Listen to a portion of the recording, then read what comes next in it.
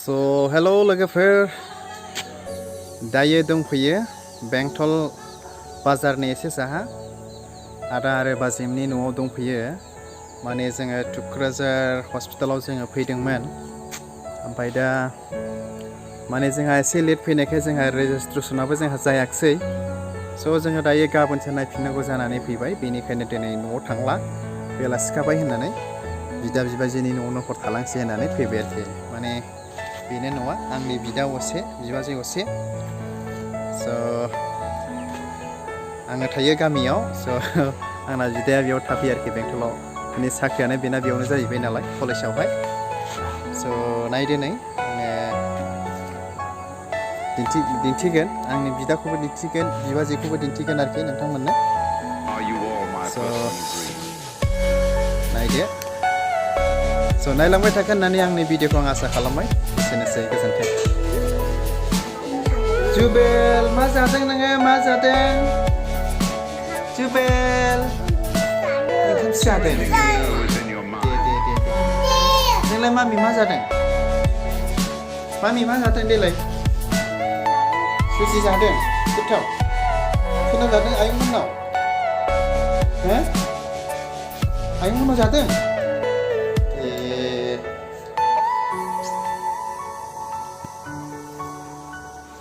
So hello लोगोफोर दायो बे समाव सालथेजों आंजों दा जिरायनानै मेंनानै दङ माने मेंनानै जिरायनानै दं आरो दा सानसेमानि गारिबो सालायनाय जाबाय ओमफ्राय दा माथो खालामबावनो हस्पिटालावबो एडमिट जानो हायाखिसै नायनो मोनाखिसै चेकआपबो खालामनो मोनाखिसै लेट फैनायनि थाखाय माने जोङो मिथियामोन आरोखि बे हस्पिटाला माने बिदि 12टानि उनावसो बन्द जायो बेखौ जों सानाखैमोन आरोखि बेलासिब्लाबो जों बेलासिनिखौ लोगो मोनगोन होननानै सानदोंमोन आरो दायो नै फैदो सालथेया माबायदि मोनदों फैनानैथ' बहुद मोजां मोनबाय खामानियासो जाफैयासै एसे इन्जय खालामसै बिदा बिबाजैनि न'आव थानानै जों फेमिलि सयै फैदोंमोन आरोखि जोङो स' माथो खालामबावनो सालथेया एसे उसुबिदा दंमोन न'आवहाय होमब्लाबो जबरदस्ति हर लाखिनाय जाबाय आरो बेखौ आङो हामबायसै इयो मा लोंखो मामि बेना बिदिनो जायोलै मानसियानो दे लायना माबा गाज्रिगोन ना गोलैगोन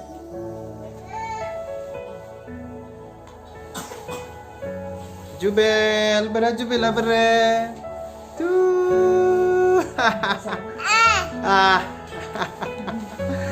tit ना गुरजि गुरजाब्रा बेलाय आदै हा गावहाथ' माने खोलैखो दैखौ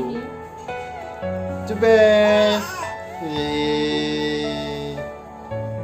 दे लोंदो दे मामि दे लोंदो हे बहा क्या हुआ मा जाखो नोङो बम बम बम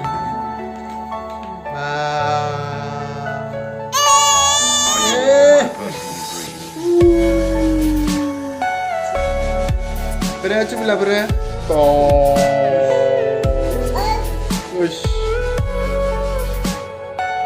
So dayo saha loंसै लोगोफोर नै थासुमलि दं साहा दं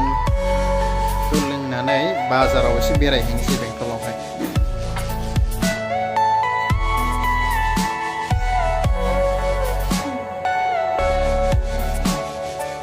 स' लोगोफोर बेनो जोंना बाजिया नायदो नै आङो नोंसिनो खोन्थाबाय बिराद मोजां जोंना गेदेरा एकदम बोरैबा जालायखायोमोन आरो माने दा नायदो ओरै जिंनासो हो दे